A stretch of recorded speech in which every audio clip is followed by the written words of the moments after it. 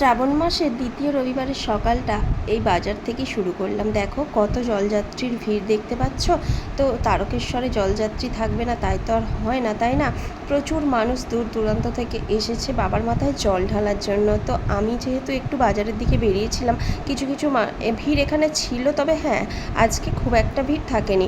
তো ভাবলাম তোমাদের সাথে একটু শেয়ার করি।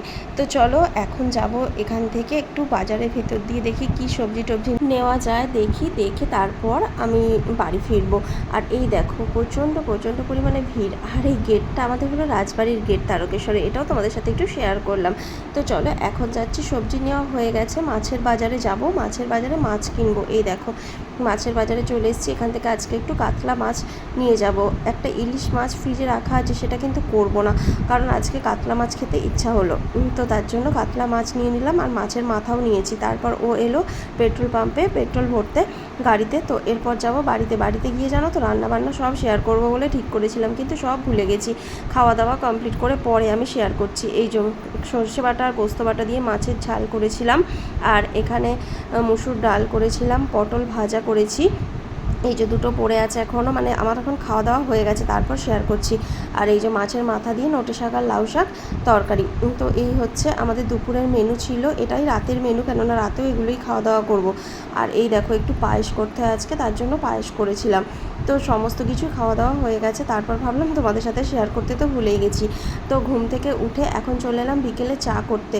বিকেল নয়, ঠিক এখন সন্ধ্যা হয়ে গেছে, এখন চা করতে চলে এলাম। আর এই যে ওই বিস্কুটটা ও বার করতে বললো, একটা ডাইজেস্টিভ বিস্কুট ছিল ফ্রিজের মিটকেসের মধ্যে রাখা, তো সেখান থেকে ওকে বললাম বার করে ঢালতে, ওটাই ও খাওয়ার ইচ্ছা হচ্ছিল ওর।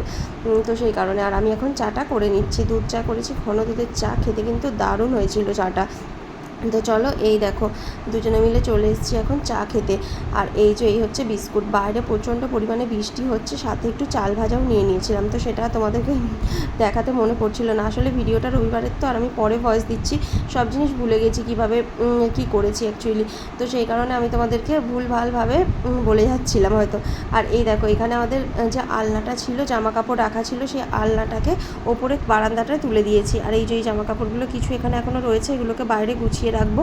আর এদিকে ও চা খাচ্ছে, আমি চা খাচ্ছি, ওকে দিকে ক্যামেরা তাক করতে, ও আবার এদিকে দেখছে ক্যামেরার দিকে। আর এই দেখো বিছানাটার যা অবস্থা, বিছানাটা কিন্তু এখন আমি গোছাতে পারিনি, প্রচণ্ড পরিমাণে মানে এক জায়গায় সব জড়ো করে রেখে দিয়েছি, কারণ আমার শরীরটা একদম ভালো নয়। আজকে সকাল থেকেই শরীরটা প্রচণ্ড খারাপ। আজকে বাড়িতে আছি, ভাবলাম একটুখানি বেশ হই করে সব কাজকর্মগুলো করে ফেলবো তাড়াতাড়ি, কিন্তু কাজকর্ম করব কি, শরীরটাই আমার খারাপ হয়ে গেল। আসলে দোকানে খাটাখাটনি, তারপর অসুস্থ শরীর, সব মিলেমিশে মানে এক হয়ে গেছে, সে কারণে আজকে খুব একটা কাজকর্ম করতে পারিনি। আর চাটা খাওয়া দাওয়া কমপ্লিট হয়ে যাওয়ার পরে একটু বেরিয়েছিলাম তারকেশ্বরে। হ্যাঁ আমরা তো বাড়িতে থাকলে একটু বেরোই, জানো একভাবে ঘরের মধ্যে বন্দি থাকতে ভালো লাগে না। তো এই যে একটু বেরিয়েছিলাম, আর এই দেখো এখন বাড়ি ফিরে, আর আমার বর বললো একটু আলনাটা গুছিয়ে দেবে। এই যে আলনাটা ওপরে নিয়ে চলে আসা হয়ে গেছে, আমি আর উঠে গিয়ে দেখাতে পারলাম না, এই যে এখান থেকেই তোমাদেরকে শেয়ার করে দিলাম।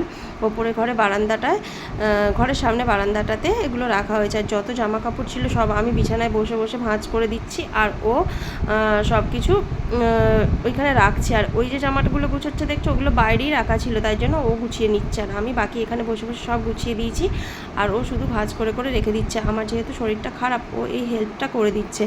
হ্যাঁ হেল্প করে না বলবো না, আজকে সারাদিন অনেক হেল্প করেছে, অনেক কিছু হেল্প করেছে। আর ওই জোর পায়ে করে তুললো বলে আমি আবার চেঁচাচ্ছিলাম আর হাসছে, ওই দেখো।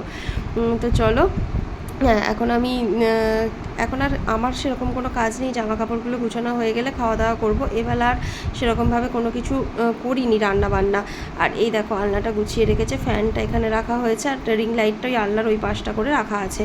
আর বিছানাগুলো একটু গুছিয়ে নেবো, যেহেতু উপরে ঘরেই শোবো, আর বৃষ্টি হচ্ছে বলে জামা কাপড় শুকোচ্ছে না, তো তাই সব কিছু ঘরের ভেতরেই দিতে হচ্ছে। আর চলো এখন এই যে একই মেনু, খাওয়া দাওয়া করতে বসে গেছি। সবাইকে টাটা।